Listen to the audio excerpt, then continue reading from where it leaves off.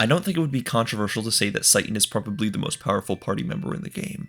Between his strong spell list, great stats, and of course his 13 agility, it's no wonder he outclasses most other party members.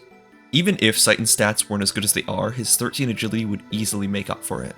For starters, Citan's speed is not a glitch. I've seen that idea spread around a lot online. It's not a bug in the speed formula, it's not a programming error, it's not an incorrect amount, it's just a very high value.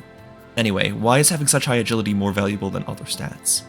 Agility affects how often you get turns. The higher, the more turns you get.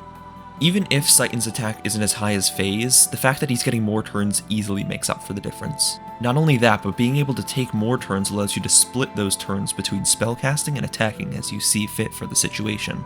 In contrast, a lower speed character with min-max stats could get a lot out of their one turn, be it for damage or support, but they're still fully committing to that action. Citan has the flexibility to spend his extra turns doubling down on attacking or supporting, or mixing the two. So let's talk about Citan's options. In terms of basic attacks, he's pretty standard. He gets all the typical death blows with his 4 elemental ones at 7 AP. There isn't much notable to say about this, he's pretty straightforward and just solid all around. If you're looking to focus on physical damage output with Citan, the Power Crisis is a very powerful high-risk, high-reward option. Moving on to his spell list, Citan has one of the best in the game. He starts with a single target heal spell, and at level 10 learns Renki. Renki causes the next spell he casts to target all allies, which effectively trades 1 turn for 3. It's very good and can be used not just to heal, but to set up other effects even quicker. It also has the benefit of not wearing off, so if you'd like you can set it up at the beginning of the battle and then just use it whenever you see fit.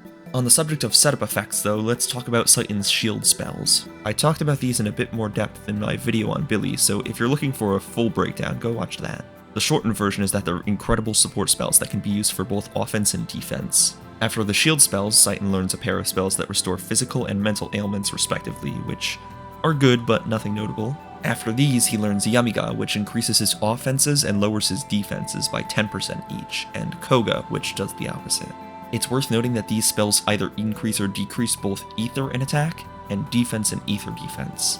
It's not very clear by the description, and with a lot of other defense spells not working in the game, I wanted to make sure I clarified that.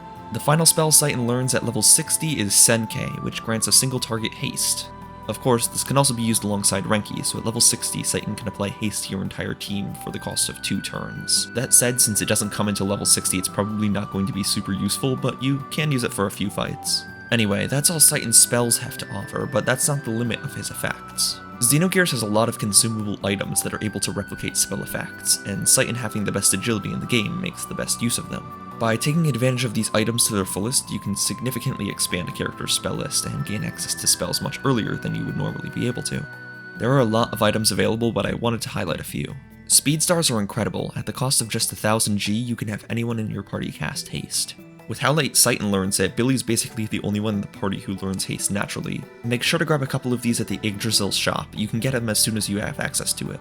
Speaking of the items available there, let's talk about the other stars. While Citan may learn his shield spells early, you can still replicate the effects with the star items you can also buy at the Yggdrasil shop. Of course, Citan probably won't be using them, but they're good to have on other party members to set things up even quicker. Continuing on with the elemental effects, let's talk about the element Aero, Hydro, Pyro, and Terra. These can all be purchased as soon as you get to Shiva, and for 1200 apiece, they're pretty useful. These each emulate Bart's mode spells, and they can be powerful damage boosting options, as further discussed in Bart's episode.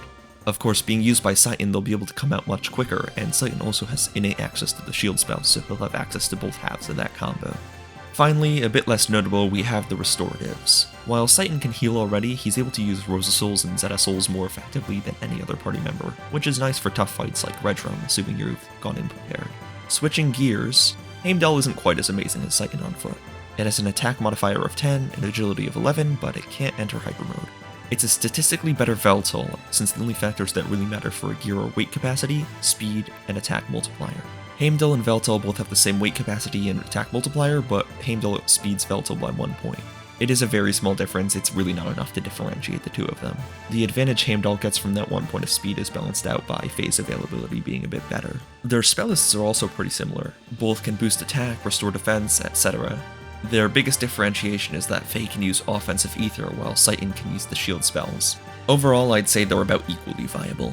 That said, considering they're so similar, you're probably better off bringing someone else in the party since Faye's already going to be mandatory in most parts of the game. Billy is usually my go-to since he also has shield spells, but also has more utility with his ether damage output. That's also ignoring gear progression, which is something I'll talk about more in Faye's video. Heimdall doesn't really improve much in gear, while Faye gets upgrades after upgrades, which allow him to easily outclass Citan late game. When Citan unlocks his sword, honestly not much changes. His damage on foot increases a bit, while his in-gear damage stays the same. While he does get an attack boost from his sword, Fenrir's power multiplier is 9 instead of 10 to compensate for that, so there's really no change.